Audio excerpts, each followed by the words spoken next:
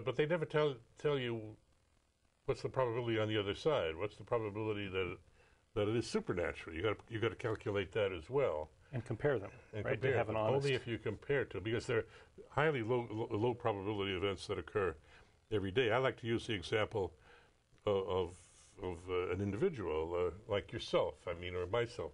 What was the probability that this particular sperm united with this particular egg, right. And then what's the probability that your parents met, and your grandparents? I tell a story in a book I'm writing now. I tell a story about my grandmother on my father's side. How my grandfather was 16, and this is in Lithuania, and he had diphtheria, and his family put him outside in the barn to die. And my grandmother was a neighborhood girl, and she came in and she nursed him back to health, and they eventually got married and had 6 kids. And so, no, if she hadn't done that, what's the probability that if she hadn't done that, I wouldn't be here. We wouldn't be sitting here today, and you wouldn't be watching this show. My 2 children wouldn't exist. Their 4 children wouldn't exist. So it's mind-boggling. The probability that we are here, especially you trace it back now. Trace it all the way back to the first bacteria. And what's the probability, for that? Yep. It's just as mind-boggling as the theists claim life is mind-boggling. Yeah. Well, speaking of mind-boggling things, everyone who's had time to contemplate has wondered about the so-called questions of ultimate concern. Why is there something rather than nothing? How did the universe come to be? How did life arise and humanity arise? And are we special? And if so, in what way? And how many things happen that seem to be mysterious and even guided? Or will we continue to exist after beyond death? And there's many, many more of these sorts of questions of ultimate concern. Religions have ready answers to these questions. They usually involve God's divine intent, souls, or other supernatural explanations. And science, especially physics, chemistry, and biology, have a great deal to say about these questions, I believe.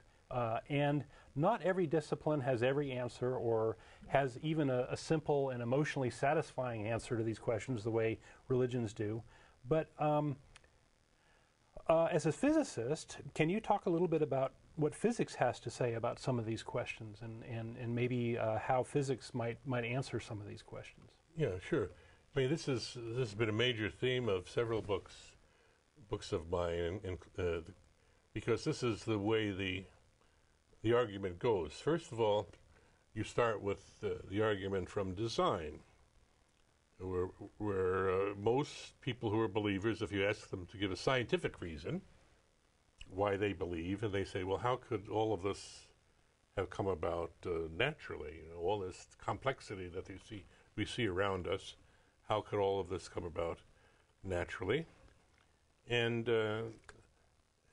even theistic scientists like Francis Collins, who's written the bestseller "The Language of God," when he's now the director of the National Institutes for Health.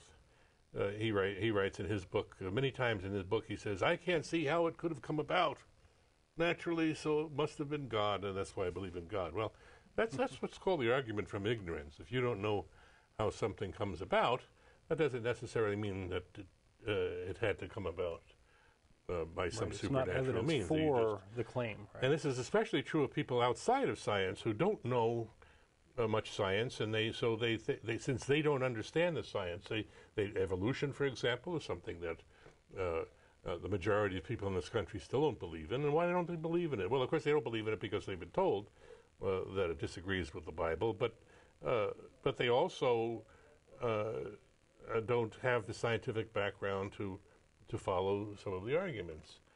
And but if you're a scientist and you begin to follow the arguments, and so you go through all these arguments, you go through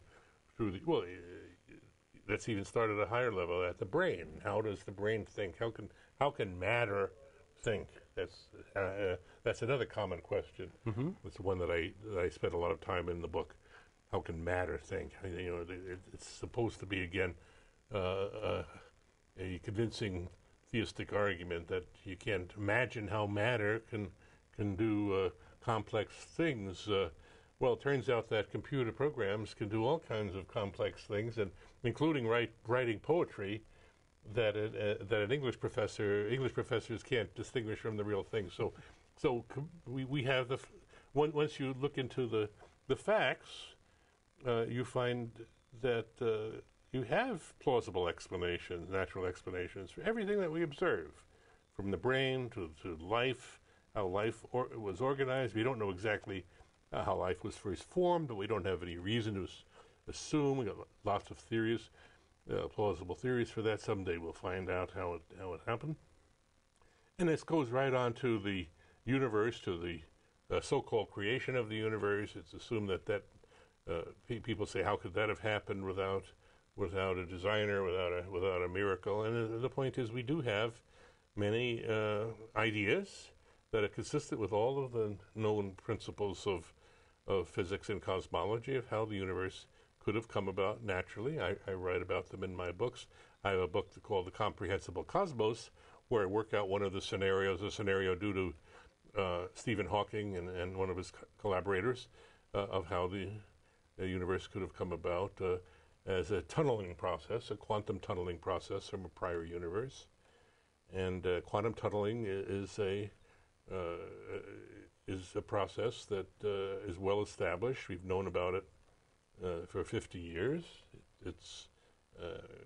We can write down equations that describe it perfectly well, and this is one plausible way that the universe just tunneled through this certain region of chaos where we know nothing is measurable from a prior universe, and that's perfectly possible. Now, I can't say that's exactly how it happened, but it could have happened that way. And as long as we can present a plausible way in which things can happen naturally, then no one has a right to say, well, it had to be supernatural. Yeah, and I guess I'd want to emphasize or add to that science is a process, right? Mm-hmm. And it is currently explaining the data that we have, and it's generating new hypotheses that can be tested, right? Mm-hmm. Yeah. With new data and new experiments suggested, these sorts of things. And so it's not like these mysteries are going to be around forever, right? Yes, but remember also that, and this is something that throws a lot of people for a loop, and that is that science is just model building.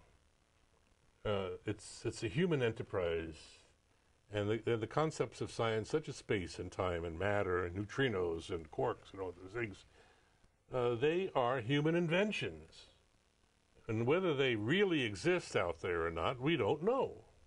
All we can say is that they form part of a model, or a set of models that enables us to describe the data with some accuracy, extremely high accuracy in some cases, many, many orders of magnitude, many degrees